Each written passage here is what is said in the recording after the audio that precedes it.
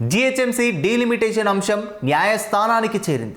300 డివిజన్లకు సంబంధించిన వార్డు మ్యాపులు, జనాభా వివరాలను 24 గంటల్లో పబ్లిక్ డొమైన్లో ఉంచాలని హైకోర్టు సింగిల్ బెంచ్ ఇచ్చిన తీర్పును రాష్ట్ర ప్రభుత్వం డివిజన్ బెంచ్లో సవాల్ చేసింది.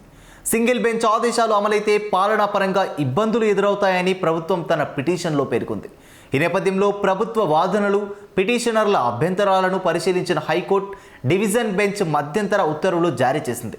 సింగిల్ బెంచ్ ఆదేశాలపై తాత్కాలికంగా స్పందిస్తూ మొత్తం 300 వార్డుల వివరాలు కాకుండా పిటిషన్ దాఖలు చేసిన వార్డులకు సంబంధించిన సమాచారం మాత్రమే పబ్లిక్ డొమైన్లో పెట్టాలని ఆదేశించింది. ఇందులో 104వ, 134వ వార్డుల డీలిమిటేషన్ మ్యాప్లు, జనాభా వివరాలను మాత్రమే వెల్లడించాలని స్పష్టం చేసింది. డీలిమిటేషన్ ప్రక్రియలో పారదర్శకత లేదని ఆరోపిస్తూ కొందరు హైకోర్టును ఆశ్రయించగా, ఆ పిటిషన్లపై విచారణ జరిపిన సింగిల్ బెంచ్ 300 వార్డుల పూర్తి వివరాలు బహిర్గతం చేయాలని ఆదేశాలు జారీ చేసింది. అయితే ఆ ఉత్తర్వులు ఎన్నికల ప్రక్రియపై ప్రభావం చూపే అవకాశం ఉందని ప్రభుత్వం అభిప్రాయపడింది. అందుకే డివిజన్ బెంచ్ను ఆశ్రయించింది.